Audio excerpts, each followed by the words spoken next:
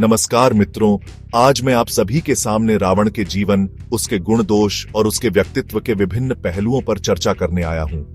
जब भी हम रावण का नाम सुनते हैं, हमारे मन में एक छवि बनती है, एक क्रूर राजा, अहंकारी असुर और भगवान राम के सबसे बड़े शत्रु की।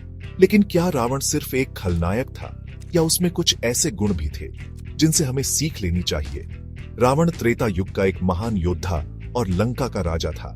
वह विश्रवा ऋषि और कैकेसी का पुत्र था, जिसका जन्म राक्षस कुल में हुआ था। हालांकि वह राक्षस वंश से था, लेकिन उसमें अपार ज्ञान, शक्ति और बुद्धिमानी थी। रावण को दशानन कहा जाता था, जिसका अर्थ है 10 सिर वाला। ये 10 सिर उसके ज्ञान, बुद्धि और शक्ति के प्रतीक माने जाते हैं। रावण न केवल एक शक्तिशाली योद्धा था, बल्कि एक महान विद्वान भी था। वह चारों वेदों और 6 शास्त्रों का झांता था। उसने शिव तांडव स्तोत्र की रचना की, जो भगवान शिव की स्तुति में आज भी गाया जाता है। रावण ने लंका को स्वर्ण नगरी में बदल दिया। उसकी शक्ति इतनी अधिक थी कि देवता भी उससे भयभीत रहते थे।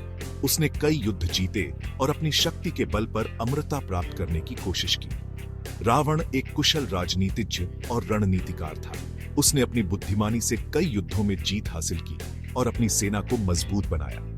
रावण ने न केवल धर्म और शास्त्रों का ज्ञान प्राप्त किया, बल्कि उसने विमान शास्त्र में भी महारत हासिल की। कहा जाता है कि उसने पुष्पक विमान का निर्माण करवाया था, जो उड्डयन विज्ञान का एक अनूठा उदाहरण था। लेकिन रावण का सबसे बड़ा दोष उसका अहंकार था। उसने अपनी शक्ति को सर्वोपरि मान लिया था और दूसरों को तुच्छ समझने लगा था।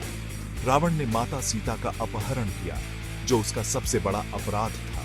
यह उसका सबसे बड़ा पाप माना जाता है, जिसने उसके विनाश की नींव रखी। रावण ने अपनी शक्ति का दुरुपयोग किया और कई स्थानों पर अत्याचार किए। उसके शासन में कई निर्दोष लोग पीड़ित हुए।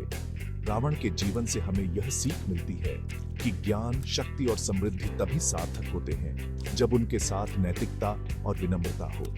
अहंकार और अधर्म किसी भी व्यक्ति का पतन कर सकते हैं, चाहे वह कितना भी शक्तिशाली क्यों न हो। रावण एक अद्वितीय चरित्र था, एक ज्ञानी, शक्तिशाली लेकिन अहंकारी राजा। वह सिर्फ बुराई का प्रतीक नहीं था, बल्कि एक ऐसा चरित्र था जिससे हमें सही और गलत की पहचान करनी चाहिए। अंत में यही कहना चाहूंगा, अहंकार का परिणाम हमेशा विनाश होता है। इसीलिए हमें सदैव विनम्र, न्यायप्रिय और धर्म के मार्ग पर चलना चाहिए। धन्यवाद।